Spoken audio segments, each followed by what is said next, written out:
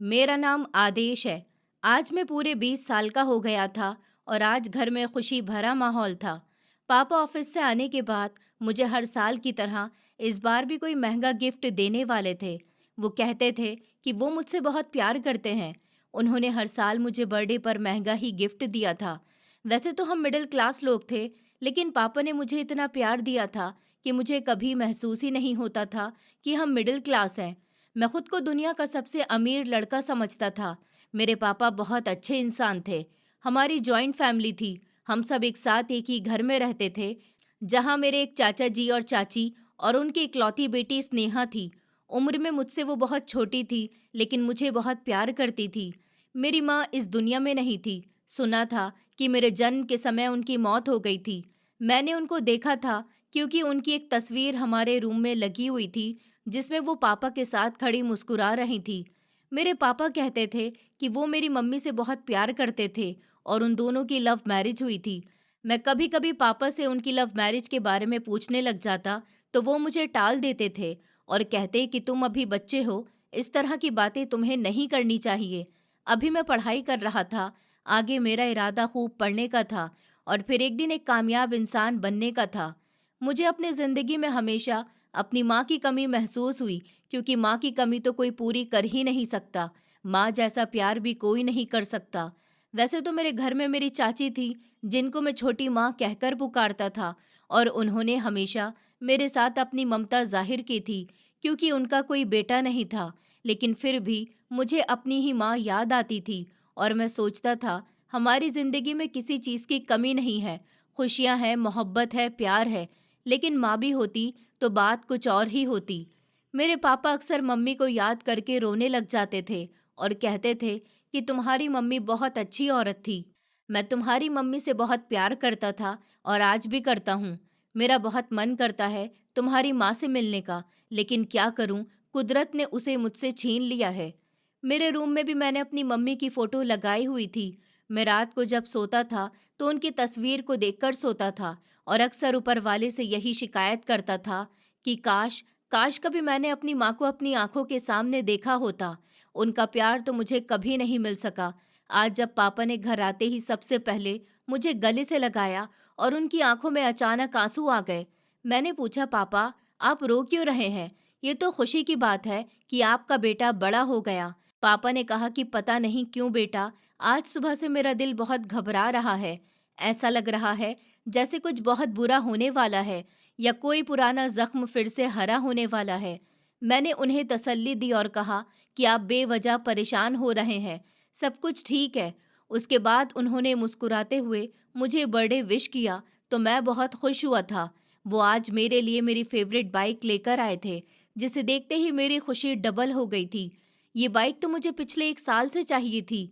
पापा कहते थे कि मैं तुम्हारी शक्ल देखते ही तुम्हारी खुशियों का पता लगा लेता हूँ, इसलिए हमेशा तुम्हें वही चीज़ देता हूँ जो तुम्हें सबसे ज़्यादा पसंद आती है और जिसकी तुम इच्छा रखते हो। घर में मौजूद चाचा चाची ने भी मुझे आशीर्वाद दिया था और आज घर में मेरी पसंद का खाना बना था। पापा ने कहा था कि कल हम सब लोग बाहर खाना खाएंगे। ये सुनकर स्नेहा बहुत खुश हुई थी और उसने कहा था कि मैं तो वहाँ जाकर खूब इंजॉय करूंगी और भैया के लिए अच्छा सा गिफ्ट भी लेकर आऊंगी। हम सब लोग उसकी बात पर खूब हंसे थे, क्योंकि वो हमेशा गिफ्ट की बातें करती रहती थी, लेकिन उसने कभी मुझे गिफ्ट नहीं दिया था। वो हम सब की बहुत लाडली थी। वो दिन हम सबके लिए बहुत खुशी भरा था, जब हम तैयार होकर होटल में जाने के लिए घर से निकल रहे थे। लेकिन हमें ये नहीं पता था कि आज हमारी ज़िंदगी में कितना ख़तरनाक मोड़ आने वाला है। एक ऐसी सच्चाई जो कई सालों से दफन थी, एक ऐसी हकीकत जिसके बारे में कोई नहीं जानता था, एक ऐसा राज जो अब फाश होने वाला था। होटल पहुंचते ही हम सब ने एक दूसरे के साथ फोटोज क्लिक की थी और फिर उसके बाद खाना ऑर्डर किया था। हम लोग खाना आने का वेट ही कर रहे थे, जब पापा के मोबाइल की घंटी बजने लगी। मैंने पापा से कहा, आपको कॉल रिसीव करने की ज़रूरत नहीं है, मुझे पता है आपका कोई ना कोई क्लाइंट ही होगा। पापा, आप अक्सर ऐसा ही करते हैं। जब हम आप लोगों के साथ होते हैं तो क्लाइंट से बातें करने में बिजी हो जाते हैं और आप हमारे साथ एंजॉय नहीं करते। पापा ने जेब से मोबाइल निकालते हुए कहा, बेटा ऐसी बात नहीं है, मैं तुम्हारे साथ एंजॉय करूंगा। और फिर पापा मोबाइल साइड में ले गए। मैं तो अपनी फैमिली के साथ खाना खा रहा था। पापा एक कोने में खड़े किसी से फोन पर बात कर रहे थे। मेरी नज़र जब अचानक पापा पर गई तो मैंने देखा कि पापा के चेहरे का रंग उड़ गया। वो मुझे बहुत परेशान नजर आ रहे थे और अपने रुमाल से अपना चेहरा साफ कर रहे थे। उनकी आंखों में अचानक डर उतर आया था। मैं अभी उनको दूर से देख ही रहा था जब उन्होंने जल्दी से मोबाइल अपनी जेब में वापस रखा और कहने लगे, जल्दी घर वापस चलो, हमें यहाँ नहीं रुकना। ये सुनते ही हम सब परेशान हो गए।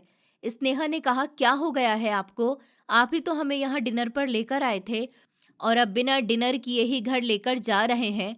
छोटी माँ भी मासूमियत से बोली कि हाँ भाई साहब, क्या हो गया है आपको? किस बात की जल्दी है? अभी तो हम यहाँ आए हैं। पापा ने कहा, तो फिर तुम लोग यहीं रुको, मैं घर जा रहा हूँ, मुझे बहुत ज़रूरी काम है।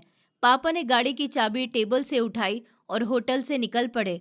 मैं पापा को जाते हुए हैरानी से देखता रहा। पता नहीं आज उन्हें क्या हो गया था। मैंने उनके चेहरे के ऐसे रिएक्शन जिंदगी में पहली बार देखे थे। पापा गाड़ी लेकर निकल चुके थे और यहाँ हमें अकेला छोड़ गए थे। मैंने चाचा से कहा, चाचा आप भी गाड़ी निकाल लीजिए, हमें भी घर चलना होगा। पता नहीं पापा आखिर क्या कर रहे हैं। चाचा जी ने भी टेबल से अपनी गाड़ी की चाबी उठाई और खड़े होते हुए बोले कि अच्छा ठीक है बेटा, चलो हम सब लोग चलते हैं। सब लोग जिस तरह से होटल गए थे ऐसे ही वापस आ गए थे। हम लोगों ने ठीक से खाना भी नहीं खाया था। पापा तो अपनी गाड़ी को तेज रफ्तार के साथ चलाते हुए घर तक पहुंच गए थे। सारे रास्ते में ये सोच रहा था कि पता नहीं ऐसी भी कौन सी इमरजेंसी आ गई है कि पापा खाना ही छोड़कर होटल से घर जा रहे हैं। आखिर किसका फोन आया था और क्या बात है, कुछ समझ ही नहीं आ रहा था। ये सब कुछ तो घर जाकर ही पता चलने वाला था। जैसे ही हम घर पहुंचे तो देखा कि हमारे घर के दरवाजे पर एक एम्बुलेंस खड़ी हुई है। साथ ही आस पड़ोस के लोग भी जमा है। सब लोग हैरान और परेशान थे और हर कोई जानना चाहता था कि आखिर क्या हुआ है। खुराना हाउस के आगे एम्बुलेंस क्यों खड़ी है और एम्बुलेंस में कौन है? यही सवाल हम सबके दिमाग में भी चल रहे थे। गाड़ी जैसे ही घर से कुछ दूरी पर रुकी तो स्नेहा के मुंह से अचानक निकला, एम्बुलेंस। चाचा जी ने अपना सर पकड़ लिया और कहने लगे कि पता नहीं क्या मुसीबत आ गई है। चलो बेटा उतरो गाड़ी से। हम सब लोग गाड़ी से उतर गए। जैसे ही धीरे धीरे चलते हुए मैं घर के अंदर दाखिल हुआ तो मैंने देखा कि पापा बुरी तरह से रो रहे थे। एम्बुलेंस के पास एक लड़का खड़ा हुआ था जो पापा से बातें कर रहा था। ये लड़का कौन था? मैंने आज इसे पहली बार देखा था। ये लड़का मुझसे उम्र में लगभग 2-3 साल बड़ा होगा। चाचा जी आगे बढ़े और उन्होंने पापा से कहा, क्या हुआ भैया, ये सब क्या हो रहा है? पापा ने अपनी आंखों से आंसू साफ करते हुए कहा, ये समझ लो दीपक कि पुराने जख्म हरे हो गए। जिस बात का मुझे डर था वही हो गया। ये सुनते ही चाचा के चेहरे के एक्सप्रेशन बदल गए और फिर पापा अपने चेहरे पर दोनों हाथ रखकर फूट फूट कर रोने लगे। मैं उन लोगों की बातों का मतलब नहीं समझा था। चाचा खामोश हो गए थे, उनकी भी आंखें भर आई थी। आखिर ये सब क्या हो रहा था? इन लोगों के बंद शब्दों में लिपटी हुई बातें मेरी समझ से बाहर थी। चाचा जी ने स्नेहा और छोटी माँ को घर के अंदर जाने का इशारा किया। वो मुझे भी घर के अंदर जाने का इशारा कर रहे थे, लेकिन मैं कहीं नहीं जाने वाला था। मुझे कुछ भी करके हकीकत का पता लगाना था और जानना था कि आखिर हमारे घर के बाहर इतनी भीड़ क्यों हो रही है। मैंने कहा, पापा आप क्यों रो रहे हैं? ये सुनना था कि पापा ने मुझे एक झटके से गले लगा लिया और इतनी तेज आवाज में रोने लगे कि वहां मौजूद सारे लोग हमें देख रहे थे। मैंने पापा की पीठ थपथपाई। वो लड़का जो सामने खड़ा हुआ था उसके चेहरे पर भी थकावट थी। उस लड़के ने पापा से कहा, अंकल हिम्मत कीजिए और बुआ जी को अंतिम विदाई दीजिए। मैंने उस लड़के से कहा, आप कौन हो? उसने मेरी तरफ ध्यान से देखा और बोला, क्या क्या तुम ही आदेश हो? मैं एक नज़र उसको ध्यान से देखता रहा और बोला, हाँ। इसके आगे मैं कुछ और कहता उस लड़के ने एम्बुलेंस से डेड बॉडी निकालने की इजाज़त दी। दो हट्टे कट्टे आदमियों ने एम्बुलेंस का दरवाज़ा खोला और एक डेड बॉडी जिस पर सफ़ेद रंग की चादर लिपटी हुई थी उसे ज़मीन पर रख दिया। और फिर वो लड़का एम्बुलेंस के अंदर से एक पुराना सा थैला निकाल कर लाया और वो थैला लाकर उसने पापा के हाथ में थमा दिया और कहने लगा कि अंकल, ये बुआ जी की आखिरी अमानत है जो मैं आपको सौंपने आया हूँ। ये उनके कमरे का मौजूद सामान है। पापा ने वो थैला अपने हाथ में ले लिया और फिर उसके बाद वो धीरे धीरे बेजान कदमों से चलते हुए उस डेड बॉडी की तरफ बढ़े। पापा ने जैसे ही डेड बॉडी के चेहरे से चादर हटाई तो अंदर एक बेजान शरीर पड़ा हुआ था, जिसका चेहरा पीला और कमजोर हो चुका था। बाल पूरी तरह से सफेद हो चुके थे और चेहरे पर गहरी झुर्रियां पड़ी हुई थी, लेकिन वो चेहरा वही था। वो नाक चेहरे की हर वही बनावट थी जो मैं कई सालों से देखता आ रहा था, हकीकत में नहीं, सिर्फ तस्वीर में, जो मेरे पापा और मेरे कमरे में लगी हुई थी। हाँ, वो मेरी माँ थी। ये औरत मेरी माँ थी और आज ऐसे इस तरह मेरे सामने आई थी। ये सब देखकर तो मेरे पैरों तले से जमीन निकल गई थी। मुझे अपनी आंखों पर विश्वास नहीं हो रहा था कि ये औरत जिसने मुझे जन्म दिया, जो कई सालों पहले मुझे जन्म देते समय इस दुनिया को छोड़कर चली गई थी, उसकी लाश आज यहाँ इस हालत में कैसे थी। मेरी आंखों में आंसुओं का एक सैलाब आ गया। मेरे पापा ने जैसे ही मम्मी का चेहरा देखा, वो दहाड़े मार मार कर रोने लगे थे। उन्होंने अपने हाथ में मौजूद उस थैले को गले से लगा लिया और चीख चीख कर कहने लगे, तुमने ये क्या किया? तुम मुझे छोड़कर चली गई और अब ये कैसी वापसी है कि तुम मुझसे बात भी नहीं कर सकती? मेरे साथ ऐसा मत करो भावना, मैं जिंदा नहीं रह सकूंगा। ये तुमने क्या कर दिया? पहले ही मैं अपने सीने पर बहुत सारे दर्द लेकर जी रहा था, अब तुमने मुझे जिंदा लाश बना दिया। पापा के रोने की आवाज़ वहां मौजूद सारे लोग सुन रहे थे और हर कोई सच्चाई जानने के लिए बेचैन हो रहा था।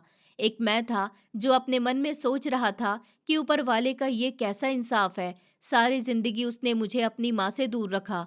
मैं ये सोचता रहा कि मेरी माँ इस दुनिया में नहीं है, लेकिन आज जब मेरी माँ मेरी आंखों के सामने आई तो वो बिल्कुल बेजान है। क्या आज का दिन मेरी खुशियों को इस तरह से तबाह कर देने वाला दिन है? पापा की हालत देखकर तो आसपास मौजूद लोगों की आंखों में भी आंसू आ गए थे। चाचा की हालत भी कुछ ऐसे ही थी। छोटी माँ जो दरवाजे की चौखट पर खड़ी थी, वो भी सब कुछ देख रही थी। मैंने पापा से सवाल किया, पापा, आखिर ये सब कुछ क्या है? ये मेरी माँ है ना? पापा ने एक झटके से खड़े होकर मुझे गले से लगाया और रोने लगे। कहने लगे कि बेटा, मुझे माफ़ कर दो। एक बहुत बड़ी सच्चाई है जो कई सालों पहले से मैंने तुमसे छुपाई हुई है। हाँ, ये औरत तुम्हारी माँ है और अब ये इस दुनिया में नहीं रही। तुम अक्सर ऊपर वाले से शिकायत करते थे ना कि उसने तुम्हारी माँ को इतनी जल्दी अपने पास क्यों बुला लिया। ऊपर वाले ने तुम्हारी माँ को अपने पास नहीं बुलाया था, बल्कि हकीकत ये थी कि उसने तुम्हारी माँ को तुमसे दूर कर दिया था। लेकिन आज तुम्हारी माँ हमेशा हमेशा के लिए हम सबको छोड़कर चली गई। तुम्हारी माँ भले ही मुझसे दूर थी, मुझे लगता था कि एक न एक दिन मेरी मुलाकात इससे ज़रूर होगी, लेकिन मुझे ये नहीं पता था कि ऐसी हालत में मेरा और तुम्हारी माँ का सामना होगा।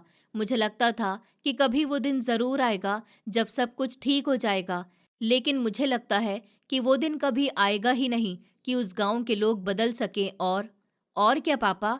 पापा बस इतना ही कहकर फूट फूट कर रोने लगे थे। चाचा जी ने और उस लड़के ने आगे बढ़कर मेरे पापा को संभाला था। मैं तो अब अपने होश ही खो बैठा था। पूरे 20 साल बाद मुझे पता चला था कि मेरी माँ जिंदा थी और आज उसकी मौत हुई है। वो अब तक कहाँ थी? उनकी मौत कैसे हुई और उन्होंने अपना सारा जीवन कैसे गुजारा? ये सारे सवाल मेरे दिमाग में घूम रहे थे। मेरे इन सारे सवालों का जवाब भी पापा ही दे सकते थे, लेकिन अभी वो खुद को ठीक से संभाल नहीं पा रहे थे। वहाँ मौजूद हर इंसान की जुबान गूंगी हो चुकी थी और हर कोई हैरानी से ये सब कुछ देख रहा था। मैं घुटनों के बल बैठ गया था और रो रहा था। मेरे और पापा के रोने की आवाज़ वहाँ मौजूद हर इंसान का दिल दहला रही थी। चाचा और वो लड़का हम दोनों को तसल्ली दे रहे थे। चाचा जी ने कहा कि बस भैया, बस कीजिए, अब भाभी का अंतिम संस्कार करना है। मैंने बोझल और कांपती हुई आवाज़ में कहा कि नहीं, अभी मम्मी का अंतिम संस्कार नहीं होगा। पहले मैं सारी सच्चाई जानना चाहता हूँ। आप लोगों को ऊपर वाले का वास्ता है, मुझे पूरी बात बताइए। आखिर मेरी माँ के साथ क्या हुआ था? वो पूरे 20 साल तक कहाँ थी और किस हाल में थी, और उनकी मौत कैसे हुई? मैंने उस लड़के की तरफ देखकर भी सवाल किया। उससे कहा कि तुम्हें मेरी मम्मी कहाँ से मिली? उस लड़के ने एक गहरी और लंबी सांस ली और बेहद धीमी मगर साफ आवाज में बताना शुरू किया कि आदेश, तुम्हारी माँ मेरी बुआ है। हाँ, मेरे पिता की सगी बहन। बुआ जी को मैंने अपने बचपन से ही हमारे गांव में हमारे घर की एक काल कोठरी में बंद रहते देखा। मैं तुम्हारी तरह शहर में पला बड़ा तो नहीं, लेकिन अपने गांव के लोगों की तरह अनपढ़ गंवार नहीं हूँ। मैंने देखा कि मेरे घर में एक ऐसी औरत रहती थी जो ना तो किसी से बात करती थी और ना ही उससे मिलने की किसी को इजाज़त थी। मैं बचपन से लेकर अब तक अपने माता-पिता से पूछता था कि आखिर इस कोठरी में कौन है? उन लोगों ने हमेशा मुझे डाँट दिया और यही कहा कि कभी वहाँ जाने की कोशिश मत करना, वरना तुम्हारे साथ अच्छा नहीं होगा। मैंने कई बार देखना चाहा कि आखिर उस कोठरी में कौन रहता है, लेकिन हर बार मेरे दादा, मेरे माँ, पिताजी, मेरे चाचा लोगों ने मुझे उस कोठरी के करीब भी भटकने नहीं दिया और कभी मुझे पता ही नहीं चला कि वहाँ कौन है। लेकिन जब से मैंने होश संभाला, तब से मैंने ये सोच लिया था कि वहाँ जो कोई भी है, उससे मैं मिलकर ही रहूँगा। वक्त के साथ-साथ मैंने पता लगा लिया कि उस कोठरी के अंदर उस घर की इकलौती और लाडली बेटी को बंद किया गया है। उसे मोहब्बत करने की सज़ा दी जा रही है। घर में जिस दिन दादाजी की मौत हुई, उस दिन पहली बार बुआ को कोठरी से बाहर निकाला गया था, दादाजी के शव से माफ़ी मांगने के लिए। उस दिन मुझे पहली बार पता चला था कि आखिर बुआ जी को हमारे परिवार का सदस्य क्यों नहीं समझा जाता। बुआ जी को उनका परिवार ही नहीं, बल्कि उनका पूरा गांव मोहब्बत करने की सज़ा दे रहा था। वो सज़ा जिसे वो कई सालों से भुगत रही थी। मैंने बहुत हिम्मत करके बुआ जी से बात करने का फैसला किया था। वक्त गुजरता जा रहा था और बुआ जी भी बीमार रहने लगी थी। उनकी हालत अब इतनी ज़्यादा ख़राब हो गई थी कि वो मौत के करीब आने लगी थी। मैं उनसे मिला था, उनसे बातचीत की थी, इसीलिए उन्होंने मुझे बताया था कि उनकी ज़िंदगी के दिन अब ज़्यादा नहीं है, लेकिन उनकी एक इच्छा है और वो इच्छा ये थी कि उनके मरने के बाद उनका अंतिम संस्कार उनका अपना बेटा ही करे। उन्होंने अपने भाइयों के सामने भी यही शर्त रखी थी कि उनकी सज़ा पूरी हो गई है। उनके घरवाले जैसा चाहते थे, उन्होंने वैसा ही किया, लेकिन वो अपने गाँव के लोगों और अपने परिवार वालों के हाथों से अपना अंतिम संस्कार नहीं करवाना चाहती। कल सुबह जब बुआ जी की अंतिम सांसें चल रही थी, तब भी उन्होंने मुझसे वादा लिया था और कहा था कि प्रताप बेटा, मेरी लाश को मेरे घर ले जाना, मेरे पति के पास ले जाना और मेरे कमरे में मौजूद सामान को मेरे पति और मेरे बेटे के हवाले कर देना।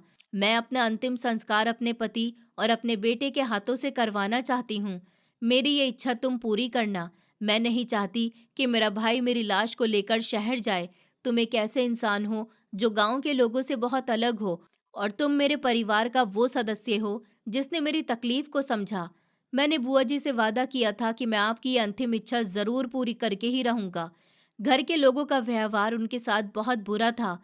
कोई ना तो उनसे बात करता था और ना ही कोई उन्हें देखना पसंद करता था। बस घर की कोई भी एक औरत जो उन्हें जिंदा रखने के लिए घर का बचा हुआ बासी खाना दे देती थी। मैंने कहा, ये सब तुम क्या कह रहे हो? पापा, मेरी कुछ समझ नहीं आ रहा। आप ही मुझे बताइए कि आखिर क्या सच था? क्योंकि ये लड़का जो कुछ भी बोल रहा है, मुझे समझ नहीं आ रहा। मम्मी आखिर इसके परिवार वालों तक कैसे गईं? अगर वो मेरी माँ है, तो फिर वो आपके साथ क्यों नहीं रहती थी? और आपने मुझसे झूठ क्यों बोला कि वो मर गई थी? मेरी बात सुनकर पापा ने शर्मिंदगी से अपनी आंखें झुका ली और फिर बड़ी हिम्मत करके बोले, बेटा, दरअसल मैं और तुम्हारी माँ एक दूसरे से मोहब्बत करते थे। ये बात 25 साल पहले की है, जब मैं तुम्हारी माँ के गांव अपने एक दोस्त से मिलने के लिए जाता था। वहीं से मेरा और तुम्हारी माँ का सामना एक दूसरे से हुआ था और फिर हम दोनों एक दूसरे से मोहब्बत करने लगे। वो मुझसे बहुत प्यार करती थी और मैं भी उसे इज्जत के साथ अपनी ज़िंदगी में शामिल करना चाहता था। मैं जब उससे गाँव मिलने के लिए जाता था, तो वो गाँव के पीछे वाले हिस्से में आ जाती थी। एक दिन उसके गाँव के कुछ लोगों ने उसे मेरे साथ देख लिया और ये अफ़वाह पूरे गाँव में फैल गई और गाँव के लोगों ने हमें मौके पर ही पकड़ लिया। अगले दिन गाँव में पंचायत हुई। मैं और भावना एक दूसरे के सामने थे। भावना के परिवार वाले भी वहाँ मौजूद थे। उन्होंने भावना को मेरे ही सामने मारने की कोशिश की थी, लेकिन मैं उन सब लोगों से लड़ चुका था। मैंने गांव की पंचायत में बैठकर कहा था कि मैं अपने परिवार वालों को यहाँ इज्जत से लेकर आऊँगा और भावना से शादी करूँगा। मुझे लगता था कि पंचायत मेरे फैसले का सम्मान करेगी, मेरा और भावना का विवाह हो जाएगा, लेकिन उन लोगों का कहना था कि हमारे गांव की प्रथा में ऐसा नहीं होता। हमारे यहाँ लड़कियाँ जिस लड़के से शादी करती हैं, उसे शादी के बाद ही देखती हैं और मोहब्बत से शादी करने वाली लड़कियों को तो यहाँ जान से मार दिया जाता है। मैंने कहा कि भावना मुझसे प्यार करती है और मैं भी उससे प्यार करता हूँ। आखिर इज्जत से शादी करने में तो किसी को कोई प्रॉब्लम नहीं होगी, लेकिन गांव का कोई भी इंसान ये बात मानने को तैयार ही नहीं था। और तो और भावना के पिता ने कहा था कि हम अपनी बेटी को जान से मार देंगे, लेकिन उसकी शादी तुम्हारे साथ नहीं करेंगे। मैंने फैसला कर लिया था कि मैं भावना को इस गांव से लेकर भाग जाऊंगा और उसे अपनी जिंदगी में शामिल करके बहुत प्यार दूंगा। मुझे और भावना को अलग कर दिया गया। गांव के लोगों ने भावना को घर में ही कैद करने का हुक्म दिया और मुझे गांव से निकाल दिया गया। मुझ पर पाबंदी लगा दी गई थी। मैं कभी अब इस गांव नहीं आ सकता। उन लोगों को डर था कि अगर भावना की शादी मेरे साथ करवा दी गई तो गांव की बाकी लड़कियां भी वही सब करेंगी जैसा भावना ने किया है। वो लोग गांव का माहौल खराब नहीं करना चाहते थे, इसलिए उन्होंने हम दोनों की मोहब्बत को दबा दिया। लेकिन मैं ऐसा नहीं चाहता था। मैंने फैसला कर लिया था कि कुछ भी हो जाए, मैं भावना को अपनी जिंदगी में शामिल करके ही रहूंगा। एक रात बड़ी मुश्किल से मैं गांव के पीछे वाले रास्ते से भावना के घर तक पहुंचा और जैसे तैसे भावना मेरे साथ गांव से भागकर मेरे घर आ गई थी। गांव में कोई भी नहीं जानता था कि मेरा घर शहर में किस जगह पर है। यहाँ लाकर मैंने भावना से शादी की और उसे अपने घर में जगह दी। मेरे परिवार वालों ने उसे स्वीकार कर लिया था। हमने एक दूसरे के साथ बहुत सारे सपने देखे थे। भावना को भी यही लगता था कि अब हमारी जिंदगी एक दूसरे के साथ ही गुजरेगी। लेकिन हम ये नहीं जानते थे कि शादी के एक साल बाद अचानक हमारी खुशियों को किसी की नज़र लग जाएगी और सब कुछ खत्म हो जाएगा। भावना के भाइयों ने मेरे घर का पता लगा लिया। वो एक काली रात थी जो मुझे आज भी याद है। उस एक साल में तुम भी हमारी जिंदगी में आ गए थे और हम दोनों पति पत्नी तुम्हारा बहुत ख्याल रखते थे। अभी तुम सिर्फ 3 महीने के ही थे जब उस रात 11 बजे के समय अचानक हमारे घर का दरवाज़ा ज़ोर ज़ोर से बजने लगा। जैसे ही मैं दरवाज़ा खोलने के लिए आया तो एक ज़ोरदार धक्का मुझे लगा। मैं ज़मीन पर गिर पड़ा था। मैंने नज़र उठाकर देखा तो वहाँ हाथों में मोटे मोटे डंडे लिए भावना के भाई खड़े हुए थे। उन्होंने मुझे गिरेबान से पकड़ लिया, मुझे खूब मारा और कहा कि बता, तूने हमारी बेटी को कहाँ छुपा कर रखा है। हम उसे भी नहीं छोड़ेंगे और तुझे भी नहीं छोड़ेंगे। वो लोग मुझे बुरी तरह से पीटने लगे। भावना शोर सुनकर बाहर आई। उसने देखा कि उसके भाई मुझे इतनी बुरी तरह से मार रहे हैं कि वो मेरी जान ले लेंगे।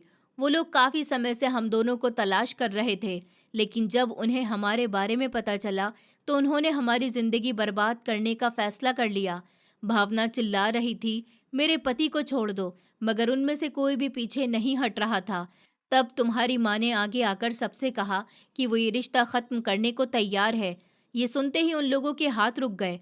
भावना ने कहा कि मैं आप लोगों के साथ गाँव चलने के लिए तैयार हूँ। मैं अपनी गलती की सज़ा भुगतने के लिए तैयार हूँ, लेकिन प्लीज़ मेरे पति को छोड़ दो। मेरे पति को कुछ मत करो। मैं इस इंसान से सारे संबंध खत्म कर दूंगी। तुम लोगों के साथ गांव चलूंगी। गांव वालों के आगे माफ़ी मांग लूंगी, लेकिन इनकी जान मत लो। ये सुनते ही उसके भाई खामोश हो गए थे। मैंने भावना को रोकने की बहुत कोशिश की थी, लेकिन उसने यही कहा कि मेरे भाई और गांव के लोग बहुत खतरनाक हैं। अगर आज मैं इन लोगों के साथ नहीं गई तो ये लोग तुम्हें और मुझे, हम दोनों को मार देंगे। हम दोनों तो मर जाएंगे, लेकिन हमारे बेटे का क्या होगा?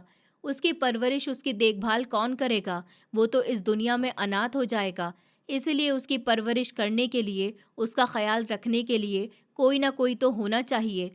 मैं जा रही हूँ, हमेशा हमेशा के लिए इन लोगों के साथ गाँव वापस। तुम मेरे बेटे का ख्याल रखना, मेरे बेटे को अच्छा और समझदार इंसान बनाना, उसकी हर ख्वाहिश पूरी करना, और अगर कभी वो पूछे कि उसकी माँ कहाँ है तो कह देना कि वो मर गई है। मैं जीते जी तो कभी यहाँ नहीं आ सकूंगी, क्योंकि ये लोग कभी मुझे वापस नहीं आने देंगे। लेकिन अगर मैं मरने के बाद यहाँ आई तो मेरे बेटे से कहना कि मेरा अंतिम संस्कार वो अपने हाथों से करे। उसके बाद तुम चाहो तो मेरी हकीकत हमारे बेटे को बता सकते हो, क्योंकि मैं जीते जी अपने बेटे को तड़पता हुआ नहीं देख सकती। मेरे मरने के बाद उसे हकीकत पता चलेगी तो शायद कभी वो अपनी माँ को बुरा ना समझेगा। इतना कहकर तुम्हारी माँ हमेशा हमेशा के लिए अपने घर वालों के साथ चली गई। वहाँ उसके साथ बहुत बुरा हुआ। उसके घर वालों ने उसे अपने घर में मौजूद काल कोठरी में बंद कर दिया और उसे सज़ा दी गई कि ना तो वो सूरज देखेगी और ना चांद देखेगी। बस उस काल कोठरी में पड़ी रहेगी, जहाँ ना उसका कोई दोस्त होगा, ना कोई दुश्मन होगा। उसका अकेलापन और काल कोठरी का अंधेरा ही उसका साथी होगा। बेटा, तुम्हारी माँ बहुत अच्छी थी। उसने हम दोनों की खातिर अपने आप को कुर्बान कर दिया। वो पता नहीं किन किन तकलीफ़ों से गुजरी होगी, कितने दिनों तक भूखी रही होगी, कितने समय तक बीमार रही होगी और कितने समय तक अकेली रही होगी। उसके जाने के बाद मैं हर दिन तुम्हें देखकर जीता था। मैं भी मर जाना चाहता था, लेकिन तुम्हारी माँ मुझे तुम्हारी जिम्मेदारी सौंप गई थी। मैंने सारा जीवन तुम्हारे लिए हंसकर गुजारा है बेटा, वरना तुम्हें क्या पता कि तुम्हारी माँ के बिना मुझे अपनी जिंदगी में कुछ भी अच्छा नहीं लगता। पापा की बातें सुनकर मेरी आंखें आंसुओं से भर आई थी। इतनी तकलीफ, इतना दुख, इतना दर्द और इतना बोझ अपने सीने पर लेकर मेरे पापा अपनी जिंदगी गुजार रहे थे, सिर्फ और सिर्फ मेरी खातिर। और एक ही औरत थी जो आज ऊपर वाले को प्यारी हो चुकी थी। उसने भी अपनी मोहब्बत और अपने बेटे को बचाने के लिए अपने परिवार की सज़ा को स्वीकार कर लिया। आज मेरा मन कर रहा था कि मैं इतनी ज़ोर से रोऊं कि पूरी दुनिया सुने। वहाँ मौजूद हर इंसान ये पूरी कहानी सुन चुका था। हर इंसान की आंखों में आंसू आ गए थे। पड़ोस के जतिन अंकल कहने लगे कि आज भी उस गांव की परंपरा ऐसी ही है कि आज भी उस गांव के गवार लोग मोहब्बत करने वालों को सज़ा देते हैं। तभी मेरे मामा का बेटा मेरे सामने आया, जो मेरी माँ को यहाँ तक लेकर आया था। उसने कहा, देखो आदेश, मैं अपने गांव के लोगों जैसा नहीं, मेरी सोच बहुत अलग है। वो लोग आज भी लव मैरिज के खिलाफ हैं, लेकिन मुझे लगता है कि लव मैरिज की आड़ में वो लोग बहुत कुछ गलत कर रहे हैं। एक इंसान को इतनी बड़ी सज़ा दे रहे हैं कि वो जीते जी मरने पर मजबूर हो जाता है। हमें अपने गांव के लोगों की सोच को बदलना होगा। जिस तरह तुम्हारी माँ ने अपने परिवार से दूर रहकर घुट घुट कर जिंदगी गुजारी है, ऐसी कोई और माँ अपनी जिंदगी ना गुजारे। मेरी आंखों में गुस्से की आग जल रही थी। फिर मेरे मामा के बेटे नितिन ने बताया कि बुआ उस कोठरी में बंद थी। वहाँ उनका और भी सामान पड़ा हुआ है, लेकिन जो ज़रूरी सामान था, जो मरने से पहले उन्होंने मुझे दिया था और कहा था कि मेरा ये सामान मेरे साथ साथ मेरे पति तक पहुंचा देना, वो ये थैला है। वो सामान इसमें ही मौजूद है। मैंने उस थैले की तरफ देखा जो बहुत ही पुराना था, बहुत गंदा था, न जाने कब से धुला नहीं था। उसका रंग भी उड़ गया था। जमाने की धूल उस पर जमी हुई थी, जो चीख चीख कर मेरी माँ के हर दर्द की गवाही दे रहा था। पापा ने उस थैले को ध्यान से देखा, फिर उसमें से मौजूद सामान को बाहर निकाला। उनमें एक चादर थी। वो चादर जब पापा ने अपने हाथ में ली तो वो उसे देखकर फिर से रोने लगे। पापा ने कहा कि ये तो वही चादर है जो आखिरी बार तुम्हारी माँ यहाँ से ओढ़ कर गई थी। उसमें एक खत भी था। पापा ने कहा कि ये तुम्हारी माँ का खत है और इस पर मौजूद हैंड राइटिंग तुम्हारी माँ की ही है। पापा ने मेरे सामने वो खत पढ़ना शुरू किया, जिस पर लिखा हुआ था, अगर मेरा बेटा या मेरा पति ये खत पढ़ रहे हैं तो मैं उनको ये बताना चाहती हूँ कि मैंने अपनी सारी ज़िंदगी बड़ी तकलीफ़ में गुजारी है। मैं हमेशा यही सोचती रही कि एक दिन ऐसा आएगा जब इन लोगों के दिल में रहम आ जाएगा और ये लोग मुझे रिहा कर देंगे। मगर अब मेरे ऊपर बुढ़ापा आ गया। मैं अपने बेटे को देखने के लिए तरस गई, अपने पति से मिलने के लिए तरस गई। इन लोगों ने मुझे जहाँ बंद रखा वहाँ मेरे साथ कोई मारपीट तो नहीं की, बस मुझे दुनिया से दूर कर दिया और बिल्कुल अलग रख दिया। मगर मैं यही कहना चाहूँगी कि मुझे अकेलापन बिल्कुल भी महसूस नहीं हुआ, क्योंकि मैं इस अंधेरे कमरे में बैठकर अपने बेटे आदेश को रोज़ याद करती हूँ कि आज वो कितना बड़ा हो गया होगा, आज वो क्या बात करता होगा। उसके पिता ने उसे अच्छा इंसान बनाया होगा, यकीनन उसे अच्छे संस्कार दिए होंगे, उसे समझदार बनाया होगा, क्योंकि उसका पिता खुद भी एक अच्छा इंसान है। मेरे पति ने कभी मुझे धोखा नहीं दिया, मेरे साथ कभी कुछ गलत नहीं किया। अगर मैं अपने पति के साथ रहती तो मेरा जीवन अच्छा गुजर सकता था। लेकिन मुझे अफसोस होता है कि मैं एक ऐसे परिवार की बेटी हूँ जहाँ लोग मोहब्बत के नाम पर औरत को जलील करते हैं, मर्द को जान से मार देते हैं। मैं अपने पति को बचाना चाहती थी, इसलिए मैंने अपनी कुर्बानी दे दी। सारी जिंदगी एक माँ होकर भी अपने बेटे से दूर रही, सिर्फ इसीलिए कि वो लोग मेरे पति को भी जान से मार देंगे। अगर उनको पता चल गया कि मेरा एक बेटा भी है तो उसे भी नहीं छोड़ेंगे। मैं तुम दोनों से बहुत प्यार करती हूँ। शायद जब तुम लोगों को मेरा ये ख़त मिले तो मैं ज़िंदा ना रहूँ, लेकिन मेरा आशीर्वाद और मेरी खुशियाँ हमेशा तुम दोनों के लिए रहेंगी। ये शब्द मेरे दिल को अंदर तक छलनी कर गए थे। मैंने कांपते हुए हाथों से उस खत को पकड़ा और चीख कर रो दिया। मैंने अपनी माँ की लाश को देखकर कहा कि माँ, मैं उन लोगों की सोच को बदल कर रहूँगा। मैं उस गांव ज़रूर जाऊँगा और उन लोगों को ये एहसास ज़रूर दिलाकर रहूँगा कि उन्होंने एक बेटे को उसकी माँ से सारी ज़िंदगी जुदा रखा। मैं आपसे वादा करता हूँ, मैं उस गांव के लोगों की सोच बदल कर रहूँगा। इतना कहकर मैं चिल्ला चिल्लाकर रोने लगा था। पापा और चाचा ने मुझे संभाला और बोले, बेटा अब उठो, अब इन सब बातों का वक्त नहीं है। अब अपनी माँ को असली जगह तक पहुँचाओ।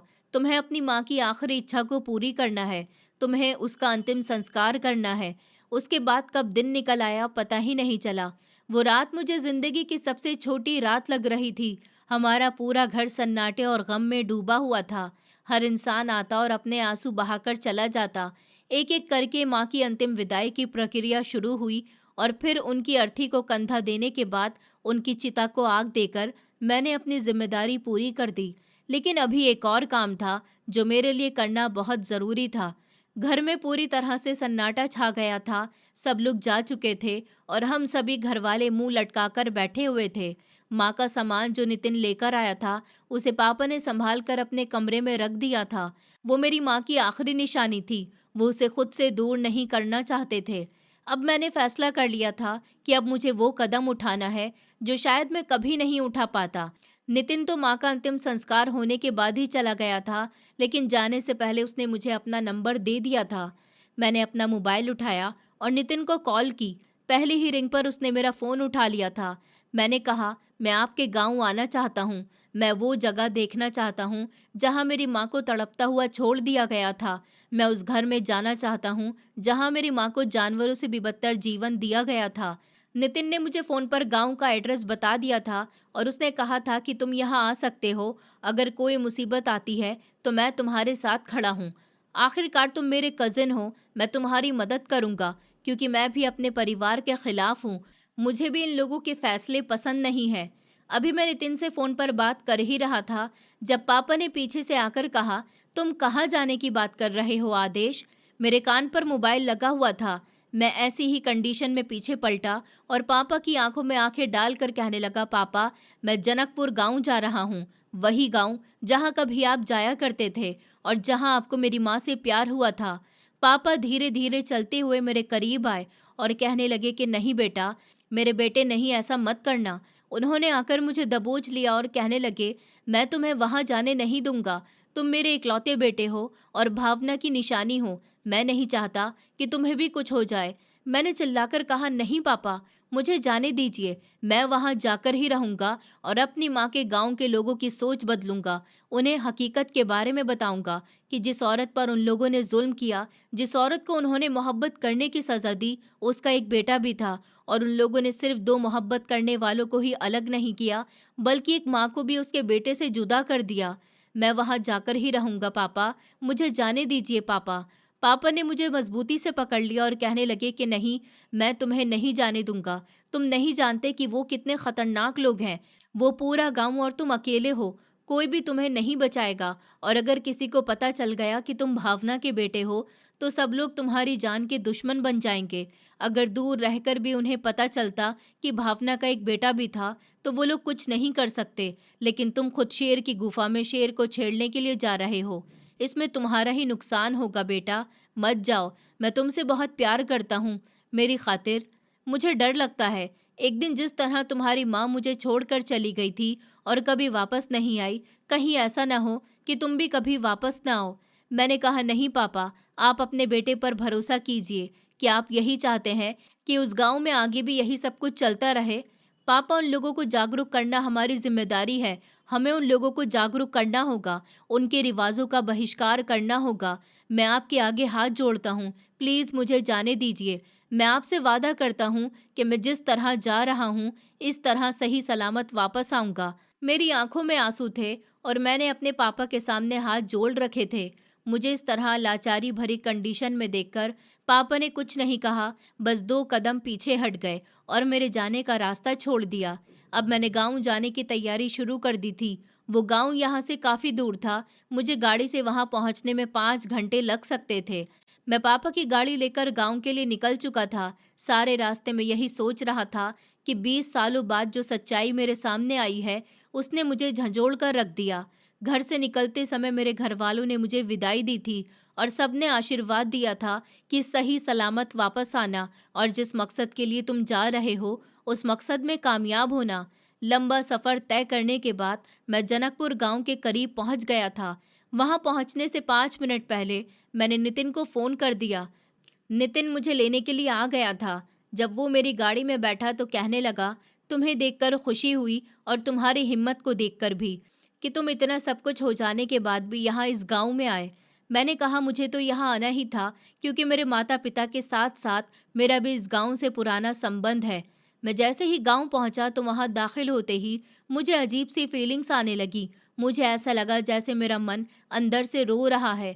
मेरी आंखों में आंसू आने के करीब थे, लेकिन मैंने अपनी आंखों से आंसू साफ कर लिए थे। नितिन मुझे उस हवेली में लेकर पहुंचा जहां मेरी माँ रहती थी। ये मेरा ननिहाल था। लोग अक्सर खुशी खुशी अपने ननिहाल में दाखिल होते हैं, लेकिन मैं जब अपने ननिहाल में दाखिल हो रहा था तो मेरी आंखों में आंसू थे, दिल में बदले की आग थी और एक ऐसा दर्द था जो सिर्फ एक ऐसी औलाद के दिल में होता है जो अपनी माँ से दूर रहा हो। वहाँ सिर्फ मेरे दो मामा रहते थे। सुना था कि नाना जी की मौत तो हो गई है। नितिन ने उन लोगों से मेरा इंट्रोडक्शन करवाया। नितिन ने उनको ये नहीं बताया था कि मैं उनकी बहन का इकलौता बेटा हूँ, बल्कि उसने ये बताया था कि मैं उसके साथ शहर में पढ़ने वाला उसका दोस्त हूँ और गांव में घूमने के लिए आया हूँ। उन लोगों ने मेरा स्वागत किया और कहा कि बेटा, यहाँ आराम से रहो, किसी चीज़ की ज़रूरत हो तो तकलीफ मत करना, हमें बता देना। ये लोग बाहर से कितने रहमदिल नज़र आ रहे थे, जबकि अंदर से ये बहुत ही कठोर थे। रात को जब सब लोग सो गए तो नितिन मुझे उस काल कोठरी में ले गया जहाँ मेरी माँ बंद रही थी। मैं जैसे ही वहाँ दाखिल हुआ तो मुझे ऐसा लगा जैसे अभी भी मेरी माँ यहाँ पर मौजूद है। यहाँ बहुत अंधेरा था। नितिन ने बाहर से एक छोटी सी खिड़की खोली तो वहाँ थोड़ी सी रोशनी हो गई। मैंने देखा कि वहाँ की दीवारों पर सीलन थी। एक कोने में टूटी हुई चारपाई पड़ी थी। एक तरफ एक मटका और एक पुराना सा गिलास रखा हुआ था। जमीन पर दो तीन फटे पुराने कपड़े पड़े हुए थे और एक छोटा सा संदूक रखा था। मैं धीरे धीरे चलता हुआ उस संदूक के करीब गया और अपने कांपते हुए हाथों से उस संदूक को खोला तो उसके अंदर एक डायरी रखी हुई थी। नितिन ने मुझे बताया कि ना तो यहाँ पहले कोई आता था और ना ही बुआ जी के जाने के बाद यहाँ कोई आता है, क्योंकि ये जगह उन लोगों के लिए बिल्कुल बेकार थी। तो फिर यहाँ कोई क्यों आता? मैंने उस डायरी को ले लिया और फिर धीरे धीरे उसको पढ़ना शुरू किया। मैं वहीं जमीन पर बैठ गया और डायरी को बाहर से आने वाली रोशनी की धीमी लकीर में देखकर पढ़ने लगा, जिसमें मेरी माँ की पूरी दास्तान लिखी हुई थी। शायद उन्होंने यहाँ अकेले में अपना वक्त अपने पुराने समय को याद करके ही गुजारा था। पूरी डायरी में मेरे पापा और उनकी मोहब्बत के किस्से लिखे हुए थे। ये डायरी चीख चीख कर इस बात की गवाही देती थी कि मेरी माँ मेरे पापा से बहुत प्यार करती थी। एक सबसे अच्छी बात ये भी थी कि इस डायरी में साफ साफ शब्दों में मेरी माँ ने अपने नाम के साथ ये भी लिखा हुआ था कि उनके गांव वालों ने उन पर कितना जुल्म किया है और उन्होंने किस तरह अपने बेटे और अपने पति को छोड़कर यहाँ की सज़ा को स्वीकार किया। माँ ने साथ ही ये भी लिखा था कि मेरा साथ यहाँ की पंचायत के सरपंच जी ने भी नहीं दिया। यहाँ का हर इंसान ये बात बहुत अच्छे से जानता था कि मेरा पति मुझसे शादी करना चाहता था। इन लोगों ने मुझे अपने रीति रिवाजों के तले दबा दिया और जब मैं गांव से भाग गई तो एक साल के बाद जबरन शहर जाकर मेरे पति के साथ मारपीट की, जिसको बचाने की खातिर मैं यहाँ इन लोगों की सज़ा भुगतने के लिए चुपचाप आ गई। ये डायरी मेरे लिए एक ठोस सबूत थी, जिसमें मेरी माँ ने अपनी हैंडराइटिंग में इस पूरे गांव के और अपने परिवार वालों के जुल्म की कहानी को लिखा था। मैंने इस डायरी को अपने पास संभाल कर रख लिया था, क्योंकि अब यही डायरी मेरे लिए एक पक्का सबूत बनने वाली थी। अब मैंने फैसला कर लिया था कि मुझे कुछ दिन यहाँ रहकर और सबूत इकट्ठे करने होंगे। मैंने नितिन से पूछा कि मुझे यहाँ के सरपंच से मिलना है। नितिन ने कहा, सरपंच जी तो इस दुनिया से जा चुके हैं, लेकिन अब उनका बेटा है जो उनकी जगह सरपंच बना हुआ है। मैंने नितिन के साथ मिलकर अपनी माँ की डायरी के हर पन्ने की एक कॉपी बनाई थी। मुझे कुछ गवाह की भी ज़रूरत थी। नितिन का कहना था कि जब मेरी माँ के साथ ये सब कुछ हुआ था तब वो बहुत ज़्यादा छोटा था, इसलिए उसे ठीक से कुछ भी याद नहीं है। उसे मेरी माँ में इंटरेस्ट तो तब आया था जब उसने होश संभाला था, और जब जब वो काल कोठरी की तरफ खेलने के लिए जाता था उसके माता पिता उसे डांट देते थे कि वहाँ मत जाना। तब से ही उसने फैसला किया था कि वो देखेगा कि काल कोठरी में कौन है। लेकिन मेरे दिमाग में आइडिया आया कि अभी भी गांव में कुछ लोग ऐसे मौजूद हैं जो उस समय बच्चे होंगे और उन्होंने अपनी आंखों से कुछ न कुछ तो देखा होगा। नितिन को भी कुछ नहीं पता था, क्योंकि घर के लोगों ने उसे कुछ बताया ही नहीं था और ना ही नितिन ने ये सब कुछ जानने की हिम्मत कभी की थी, क्योंकि उसके घर वाले हमेशा उसे डांट दिया करते थे। उसने सारी हकीकत अपनी बुआ के मुंह से ही सुनी थी और वो हिम्मत करके अपने घर वालों से लड़ाई झगड़ा करके अपनी बुआ की अंतिम इच्छा को पूरा करने के लिए उनका शव शहर ले गया था। मेरी माँ के मर जाने के बाद उनके भाइयों ने सुकून की सांस ली थी और हमेशा हमेशा के लिए अपनी बहन को भुला दिया था। इसलिए उन्होंने नितिन को घर आने के बाद कुछ नहीं कहा और कहा कि जो कुछ भी हुआ उसे एक बुरा सपना समझकर भूल जाओ। ये लोग बुरा सपना समझकर सब कुछ भूल सकते थे, लेकिन मैं नहीं। मुझे अपनी माँ को इंसाफ दिलाना था। मुझे इस गांव की रीत बदलनी थी। मैंने धीरे धीरे गांव के लोगों से जान पहचान बढ़ानी शुरू की और बातों ही बातों में उनसे अपनी माँ का नाम लेकर बातें पूछने की कोशिश की। मेरी माँ की कहानी के बारे में पूरा गांव जानता था, लेकिन कोई भी अपना मुंह खोलने के लिए तैयार नहीं था, क्योंकि उन्हें डर था कि पुराने रसूखदार परिवार आज भी उन्हें नुकसान पहुंचा सकते हैं। मगर मैंने अब इन लोगों से अटल बात करने का फैसला कर लिया था। मुझे एक आदमी मिला जिससे मैंने अपनी माँ के बारे में पूछा। हर किसी की तरह वो भी मुझे कुछ नहीं बताना चाहता था, लेकिन जब मैंने उससे फालतू बातें ना करके सिर्फ एक सवाल पूछा, अगर आपकी बेटी के साथ भी यही सब कुछ हुआ होता तो क्या आप तब भी चुप रहते? मैं जानता हूँ कि अब जमाना बदल चुका है, वो 20 साल पुरानी बात है, लेकिन सजा तो मेरी माँ को अब तक दी गई थी ना। अगर ये सब कुछ आपकी बहन बेटी के साथ होगा तो क्या आप लोगों को अच्छा लगेगा? धीरे धीरे मैंने वहाँ के लोगों से बातचीत करनी शुरू की और उन लोगों को यही एहसास दिलाया कि जो कुछ भावना के साथ हुआ वही सब अगर आपकी बहन बेटी के साथ होगा तो क्या आप लोग खामोश रहेंगे या हर इंसान अपनी बेटी को सजा देगा? गांव के लोग आपस में चर्चा करने लगे थे और कहते थे कि ये कौन है जो भावना के बारे में पूछता है। अब मुझे अगला कदम उठाना था, जिसमें नितिन ने मेरा पूरा साथ दिया। मैंने जिला अदालत में मामला दर्ज कराया था। गांव के लोगों को लगता था कि इस गांव में कोई ऐसा इंसान नहीं आएगा जो उनके फालतू रीति रिवाजों के खिलाफ आवाज उठाएगा, लेकिन मेरे पास सबूत थे और सबूतों के तौर पर किसी व्यक्ति को अवैध रूप से कैद, प्रताड़ित या सामाजिक रूप से बहिष्कृत किया गया तो उसकी जांच हो सकती है। जांच शुरू हो चुकी थी, डायरी की लिखावट की भी पुष्टि हो चुकी थी। धीरे धीरे पुराने सरकारी रिकॉर्ड भी निकल गए थे और अब गांव में डर का माहौल बन गया था कि आखिर पुलिस यहाँ क्यों आना जाना कर रही है। पुलिस क्यों गांव आकर जगह जगह की छानबीन कर रही है। मैं सिर्फ कोर्ट तक नहीं गया, बल्कि मैंने अपनी माँ की कहानी की डॉक्यूमेंट्री भी बनवाने का फैसला कर लिया। मैंने अपनी माँ की कहानी को सोशल मीडिया पर अपलोड कर दिया, जिसे अब पूरा देश पढ़ रहा था। गांव के लोग अब घबराने लगे थे। मेरे मामा जी को भी मुझ पर शक होने लगा था। मेरे इस कदम से गांव के युवाओं में बदलाव आने लगा था। पंचायत होने पर अब गांव के युवा पहली बार पंचायत के खिलाफ खड़े होने लगे थे। पुलिस वालों ने मेरी पूरी मदद की थी। एक और सबूत वो ये था कि जब पापा और मम्मी को एक साथ यहाँ पकड़ा गया था, तब पापा को गांव से निकालने से पहले उन्होंने मुझे बताया था कि गांव में पंचायत बैठी थी, जिसमें पंचायत ने मेरी माँ और पापा को अलग करने का फैसला किया था। गांव की हर पंचायत अपने फैसलों का रिकॉर्ड रखती है। मुझे गांव के एक पुराने आदमी ने बताया था कि जब मेरी माँ को शहर से गांव लाया गया तब भी पंचायत बैठी थी और मेरी माँ को उनके ही घर में कैद करने का हुक्म सुनाया गया था। मैं पुलिस के साथ जाकर बैठक में गया और सरपंच से मुलाकात की। मैंने सरपंच से उस समय की बैठक का रजिस्टर लेकर देखा तो उस दिन जिस दिन मेरी माँ को सजा सुनाई गई थी तब का पन्ना फटा हुआ था, लेकिन जब रजिस्टर की जांच पड़ताल हुई और उसे ध्यान से देखा गया तो वहां पर फटे हुए पन्ने का नंबर था।